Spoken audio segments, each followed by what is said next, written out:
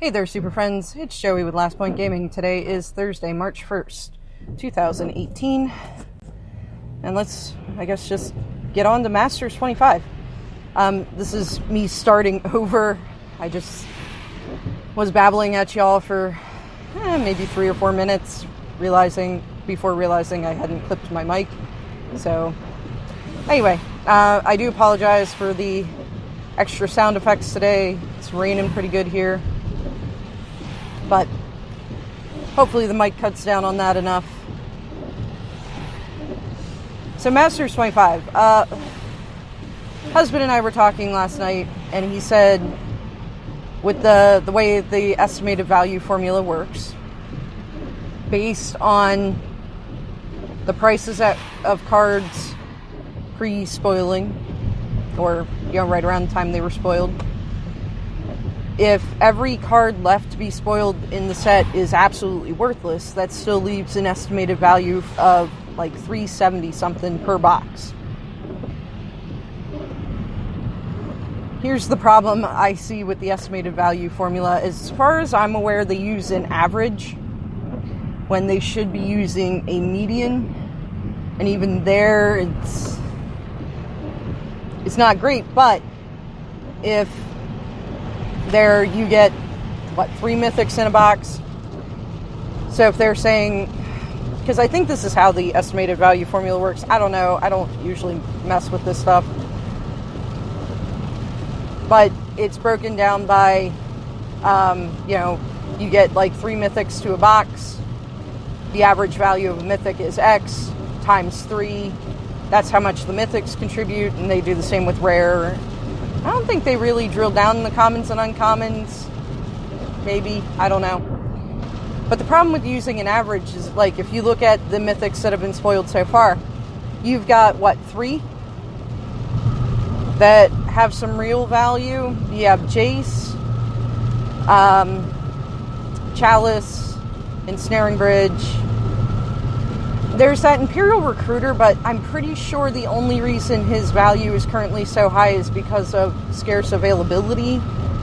Pretty sure that's more of a collector's premium than a play premium, because he doesn't really look that impressive. Now, of course, 100% could be wrong there, but even assuming, his value's legit, you have these 4 mythics that have a big value to them. And they're curve breakers, because a lot of the mythics are sitting 20 and below, I would say.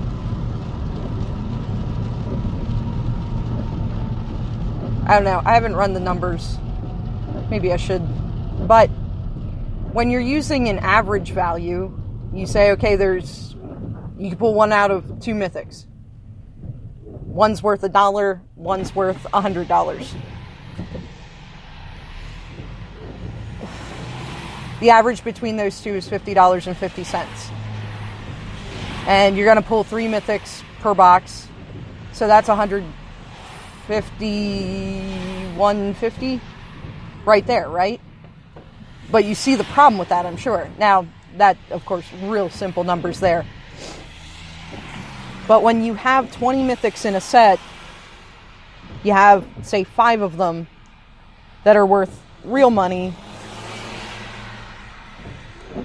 and then 20 that are worth $10. Even, let's see here. See how fast I can do this math. So you have 5 that are worth $100 a piece, that's $500. 20 that are worth $10 a piece, that's another $200, so that's $700 divided by 25. So that leaves you with an estimated value of $280. Sounds like pretty good, right?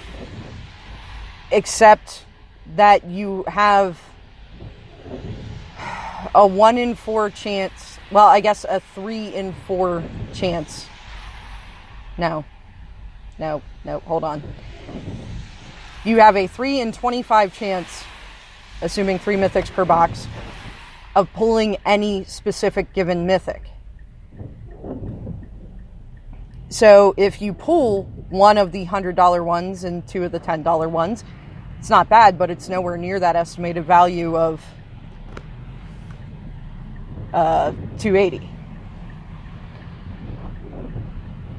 If you pull all three of the good ones, all three of your mythics are the good high value ones, great, you had a great box. But that's not going to be the case for most people. So be careful buying too hard into the estimated value, just because that's the problem with using averages. Now, if you used a median instead of an average, your estimate would be pothole a little bit more realistic. Because in the case of 20 $10 rares, 5 $100 rares, okay, so the first 5 $10, mythics, the first 5 $10 mythics cancel out the end 5 of the $100 mythics. Because if you're not aware, the difference between an average and a median, average is you have 10 values, you add them all together, you divide by 10. A median works best with an uneven amount of values, because otherwise you gotta split them in the middle. But you basically line up all your values from least to greatest, take one off the front end, take one off the back end, and keep doing this until you get to the middle. And that's what the median is. So in our example of 20 mythics that are worth $10, 5 mythics that are worth $100, your 5 at the top end get canceled out by 5 at the low end. And then you don't really have to go any further there, because you're left with all the same value. So that would put your mythic value, estimated value, at $10. Which means for 3 mythics in a box, your estimated value is $30.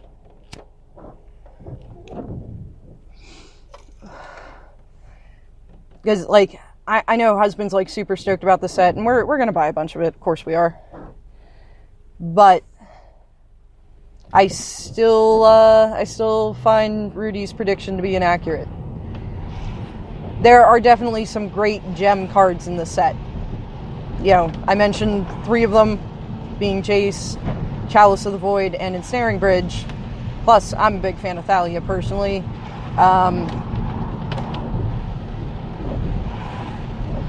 What else we got that's good, that's been spoiled so far? Another Blood Moon.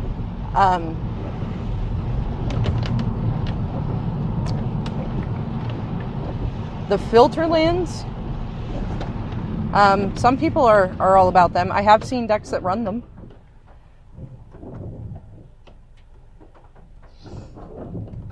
I feel like Black-White Tokens runs them, and they were pretty pricey. So I guess they're kind of good. I don't know. Oh, God, what else is there? By and large, the rare slots look like they were picked for better value. Which, and actually in some ways is better. Because you're going to get 24 packs to a box of of Masters 25. 3 of those packs, approximately, should have mythics. So that leaves you 21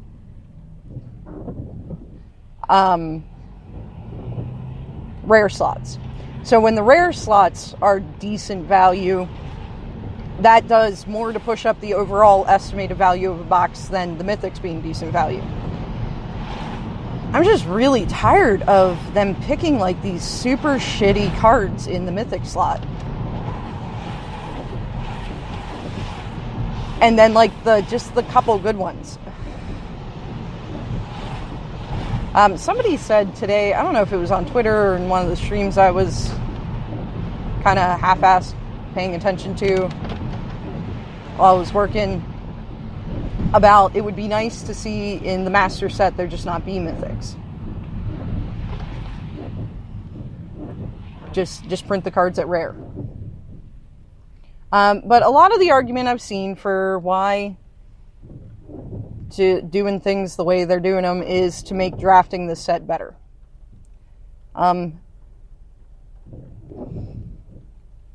Is there anybody out there who gets super excited about a master set for the draft aspect? I mean, I can understand throwing in Evolving Wilds or Terramorphic Expanse at the common slot to help facilitate draft. Fine.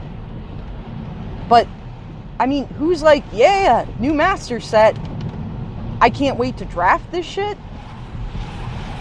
I mean, I'm not into, just buying and cracking packs or buying singles from it. I just want to draft it. No, nobody fucking looks at it like that. Like, what? I mean, I guess nobody wants to be drafting Rivals right now, so maybe it'll fill that gap, but fuck, man, I'm not allowed to draft master sets anymore. Husband has politely requested that I refrain.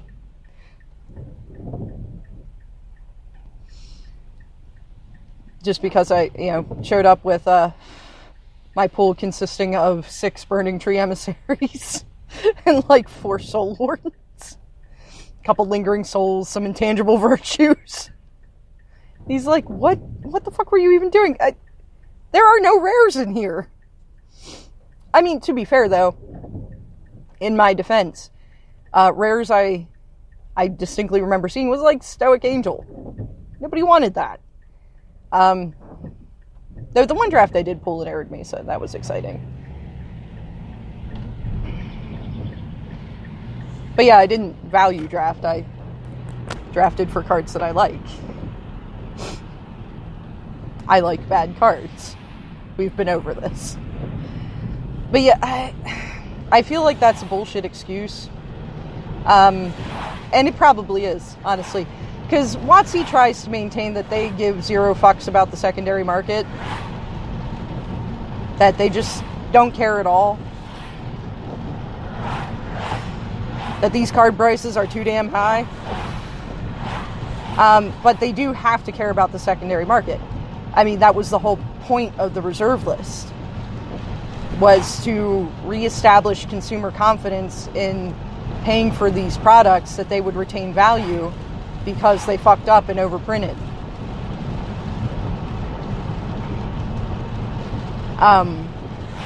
So, I mean, obviously they do pay some attention to it.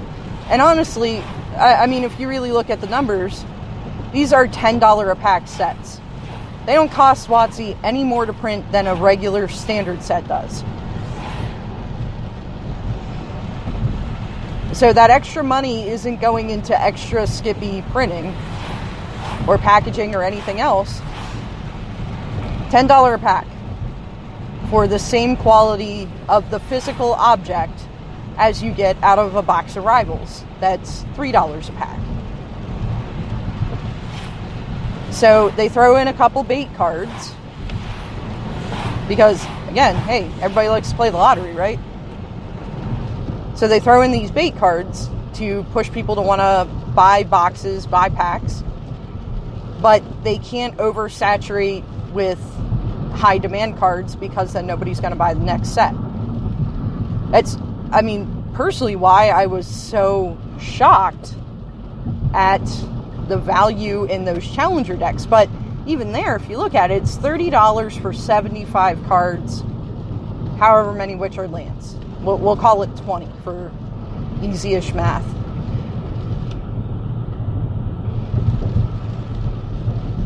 Whereas box costs husband and I about $90. I don't know what they get. Like, I know where we pick up boxes, it's really low markup because he makes his profit in quantity of sales rather than profit per sale. So let's say WotC gets half, $45 for the box. And that's for, oh God, 36 times 15. So 30 times 15 is 450. 6 times 15 is 70? No, that's not right. 90. 6 times 15 would be 90. Plus the 450 be 540. Approximately 540 cards per booster box.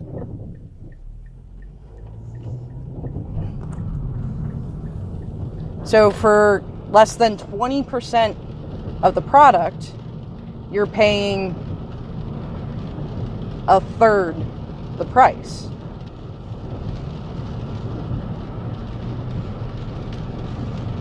So, yeah, all right, we'll throw one Chandra in there that everybody knows is in there.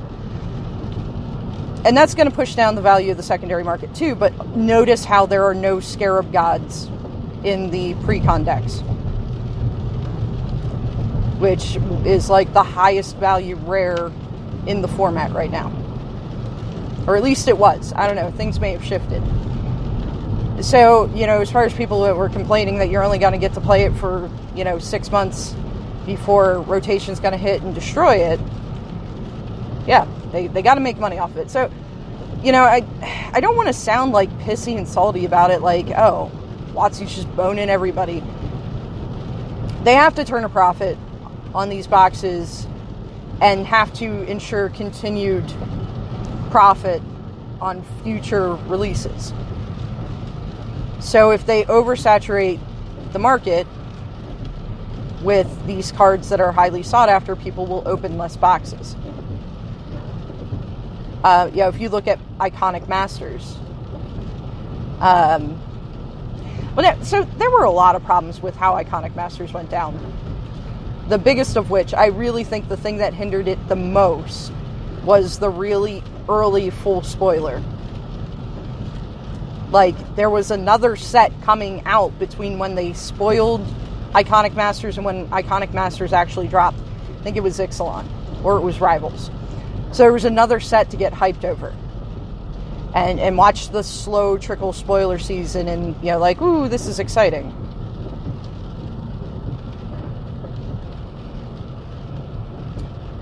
I don't know. I lost my thought, guys. Sorry.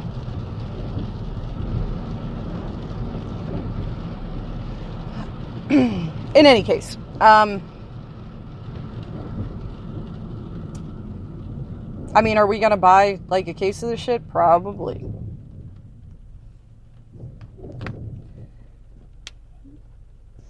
Though, some of the cards that they put at common is a downgrade in rarity, which is going to have an effect on Pauper, which is starting to become a thing in paper. So that actually should float some additional EV. And there are some, decent uncommons. I don't know. I don't think it's a fantastic set. I think you're going to be more likely to break even on a box of this than you were to break even on a box of Iconic Masters.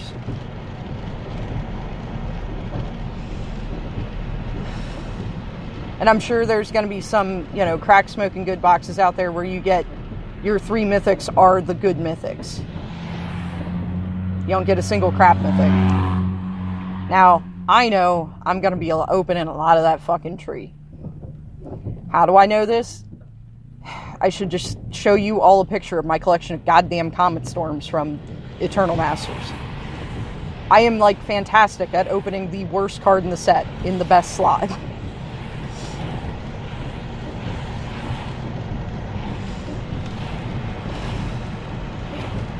But, buying packs is always kind of playing the lottery. We all know it. It's for the fun of cracking packs.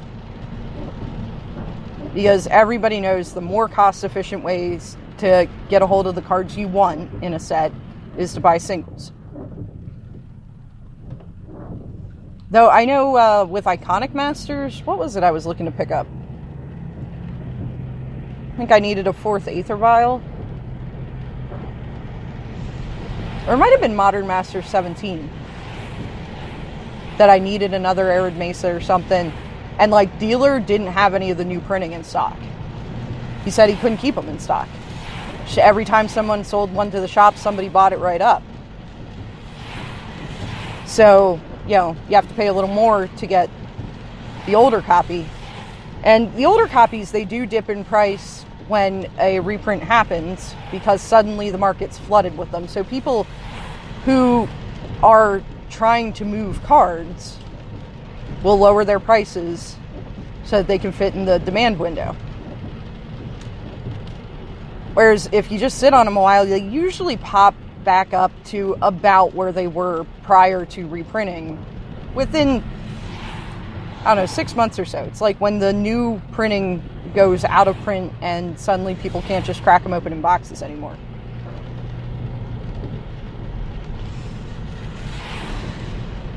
I think this is why Husband was so effective at making money in EQ.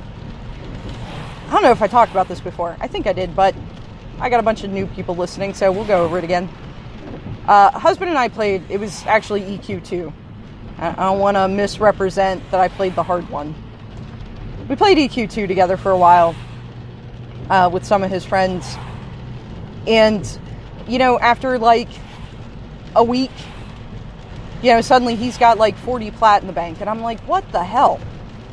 So he had this great scheme where he spent like 2 weeks tracking the price of basic level 0 to 10 roots. Or I guess it was 0 to 20, 10 to 20. Just basic bottom of the line roots. Why roots? Because everything you made in the trade skilling side of the game required roots. Everything. Whether you were metalworking or making jewelry or scribing spells, or the tailors needed a lot of roots. Just everything needed roots. So he watched the broker, and he spent like 2 weeks gathering data to see when the prices bottomed out. And I want to say it was like he would get home from work on Wednesdays and go straight to his computer and buy up all the roots he could find on the broker under a certain price. It was like under 1 silver. He would buy all the roots that he could. Then he would relist them, and during his time of watching this, he saw where they topped out. So he'd buy everything he could afford to buy, or that was available for under 1 silver, and then just immediately relist them, but he would list them at like 65 silver pieces. And just let them sit there. Because you got a lot of room for roots in your broker slots. Then on the weekend,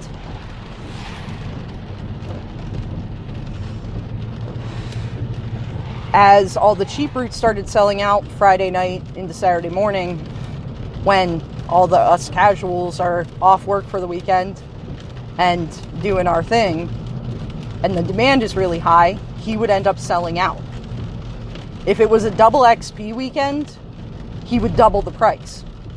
And then as he built up funds, he would start doing this with higher tier roots, at different, price point breakoffs for like what he was willing to purchase. And, he tracked where they seemed to top out and actually sell. And yeah, he would just buy them, put them right back in, but at the higher price. And he knew that they would sit there for, 3-4 days. But he knew by Monday, every one that he had listed at this uber high price would be sold. I tried to pull the same scheme with wood. Nope. No, you have to do it with roots because everybody needs fucking roots. So, sellers that are looking to move product fast and aren't willing to be patient and wait for the market to restabilize are going to drop their prices. And that's why you'll see the older printings drop in price too for a short period. So if you want those prestige printings, after the announcement of a reprint is the best time to get them. Because like I've said before about if they would abolish the reserve list, an Alpha Black Lotus will always be worth more than a Black Lotus that was printed 2 years ago. There is a prestige to owning the original printing or the early printings. It's like, why do some people foil out their decks? It's a prestige thing. And you can definitely, usually you can score a couple intimidation points on a new player that are like, oh man, you've been playing for fucking ever. No, I just bought them, but You also confuse people, though. I don't remember what deck I was running, but Land of War Elves were in Standard because it hadn't been decided that Land of War Elves were too broken for Standard. Like, what the fuck? But Land of War Elves were in Standard. And I needed them for a deck. So I dug out the old, husband had white bordered Land of War Elves. Was that revised or unlimited? I don't know. I always get those sets confused. So I grabbed them, stuck in my deck, went about my way, and I was playing against this, like, 11-year-old kid who's like, well, that's not a real card. And I'm like, what? And he's like, it doesn't have a set symbol. Like, that card's not real. It's because for this kid's frame of reference, Magic cards have a form factor, and part of that form factor is the set symbol. There's also a card from Urza's Saga that was legal in Standard at some point that I was playing, and I don't remember what. And yeah, having to tell somebody what set that was and have them look across the table and go, how old are you? Silence, child. But yeah, there is prestige to owning these older printings. So, I mean, if that's what you're into, yeah, totally watch prices while this is rolling out and it's tanking the market. And you have sellers that want these short-term gains, so they're lowering their prices to stay inside the demand window. Also, the poor captain. The captain runs TCG sales. He has his own little shop set up and everything. And he was, I think, judging at an event when all of Iconic Masters got spoiled. And he had, you know, just buy list stuff set up. Oh, he took a pretty hard hit. Because things immediately started to crash in value, and he didn't have time to adjust his buy list prices before people sold him crap at way too high a value. But all that said and done, I'm home. As always, if you made it this far with me, thank you very much for listening, and hopefully I'll talk to you all later.